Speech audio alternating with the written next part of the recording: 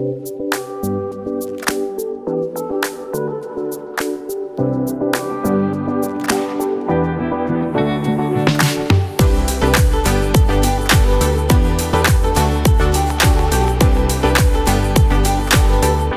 start off with a little bit of a sizzle. Yeah, I think so. So just I'll set it up a little bit. Hi, I'm Amy Carney. It's nice to meet you guys. A lot of you have met over the last couple of days. We're here to talk about Ambassador Creative, which is a new collaboration between Embassy Row, our production company, and Sony Pictures Television, which is a fairly large studio.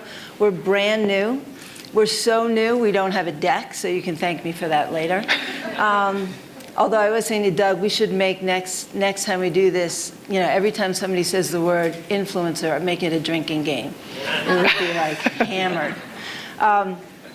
So we want to kind of lead with what we are creatively, because that's really the whole driving force behind Ambassador Creative, our creative chops and our process that we want to bring into the world of branded entertainment. And we thought the best way to do that would just kick it off quickly with a sizzle row, which is about Embassy Row, but because they're our creative partner within this process, it might give you some sense about the kind of really fan-based and fan-inspired work that Michael Davies and his team does.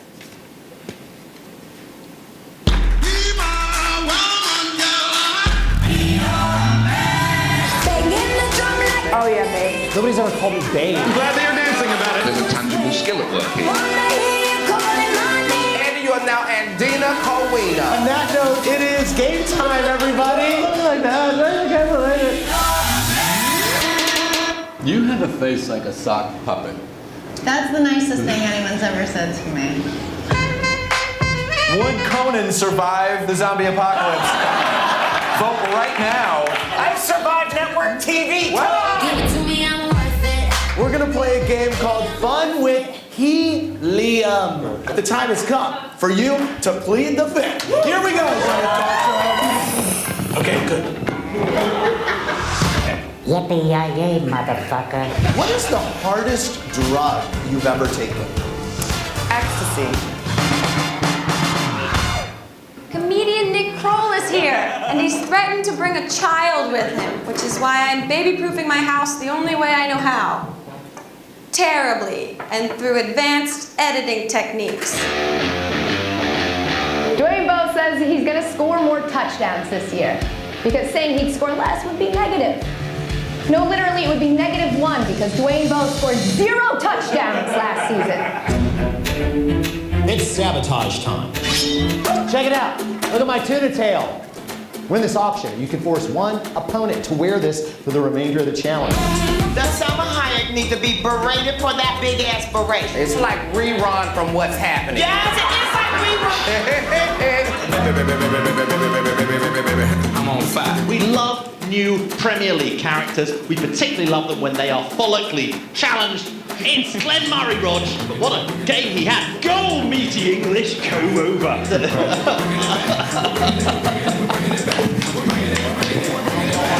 That's the best thing that ever happened.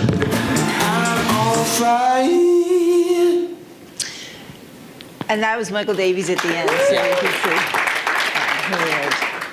So let's kick this off with the obvious question: why this collaboration? Why is what did Sony pick? What did you see corporately and in the marketplace that really inspired you wanted to create this collaboration between Sony and Embassy Row for a branded content studio? So Michael and I have worked together for all the years that Sony Pictures and Embassy Row have been involved together, and we both are really passionate about putting brands in the center of content, but we've done it very separately. And on the Sony Pictures side, we've done a lot of branded integration and custom branded content, but really with the heart of it being the shows that we produce, and we introduce brands into that concept. And Michael, who has got the most nimble, creative mind and just has brands at the center of everything that he does, came to me and said, we should really take all of the creative talent that we have at Embassy Row and the scale and business practices that you have at Sony Pictures Television and do this on behalf of brands. And I'm like, that's an awesome idea. Let's do that. So we both kind of come from the same DNA of, like, go out there and do it first and beg forgiveness later. And that actually is how we did it. And we were lucky that during the time that we decided to do this, everybody at the top of Sony kept quitting, so nobody was, asking us. And under the radar, we've been able to really start to get it going. And we're very excited about it. Without even having launched, we haven't had our official announcement yet. We are already getting some pretty big traction with some large brands, and we hope to have some exciting announcements about that soon. And Lisa, you may want to talk a little bit about why you joined us, because... Well, Michael is exceptionally persuasive, and I had been at Glamour for 5 years, creating on behalf of the Glamour brand, growing their YouTube and Facebook and InstaVids from 0 to an exceptionally large KPI of 65 million views a year. So I had been at Glamour for 5 years and felt that Michael, because he's nimble and because he had a team of creative people who worked in moving pictures, which was not always the case at Condé Nast, it was the time to make a move.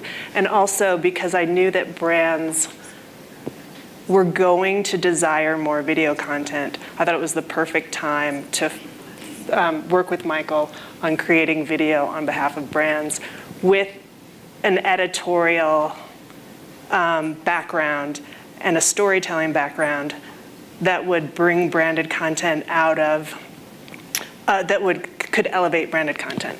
So it was part of the team because he has an incredible team of developers, and it was also the right time for me to leave. That's great.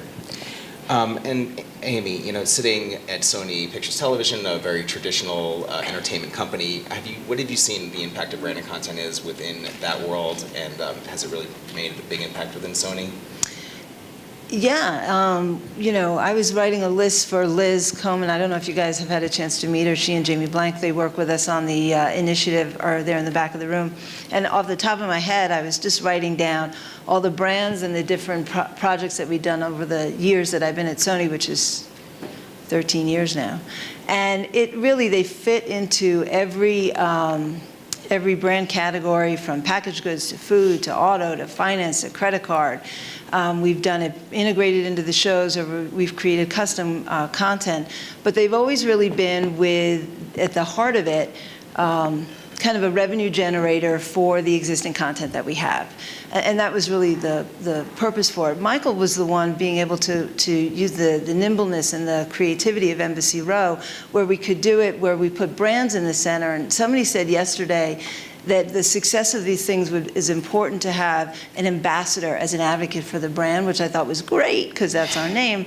But that's really what we missed at Sony Pictures. We were really the ambassador for our shows, and now having ambassador creative, we can flip it a little bit and put the brand at the center. That's great. And Lisa, is there, coming from Condé and stepping into this new role, are you bringing a certain content programming philosophy to the table with you? Or are you really looking at it from a specific lens, and how do you plan on kind of imparting that knowledge into the brand world? Well, I think best practices for scale translate. It doesn't matter whether you're producing for editorial content, what they call editorial content for a Glamour, or editorial content or content for a brand. And I do have my own theories of best practices, which is obviously first know your audience, know who you're trying to reach. And a number of people here said that data informs that decision, which I believe in as well. And also, I create content that, in my mind, I have a checklist, and I want you to have some emotional reaction. And it obviously doesn't always have to be tears, or though sometimes tears are very persuasive. It's laughter, awe, some sort of emotion or connection with the content that you create. And I also believe that all content should be exceptionally platform specific. So my training has been creating specific content for Facebook, which will differ from your content for YouTube, which will differ from your InstaVids, and the content you create for Snapchat. So platform, you should certainly think about where it's living. Sure. before you create it. But sometimes you don't know that, and at the last clip that they showed, which was Men in Blazers, and that was a real passion project for Michael because he's fantastic about finding these passion points and putting talent in that case he was the talent in the heart of what people wanted to talk about. So Men in Blazers started as a podcast. It wasn't a video show, and then he brought three brands in. I think it was Guinness. Now we say Adidas and Mini Cooper. Right, Mini Cooper. And those three brands have followed along with Men in Blazers. It's now a linear TV show, and it's still a podcast, and it has some very specific digital iterations. So sometimes you don't know where it's going to go, and they actually do events at stadiums where they're. And I think that's a great segue. You talked a lot about Michael, and I think that's a lot of what's going to, bring a lot of the unique perspective to the marketplace is through his lens.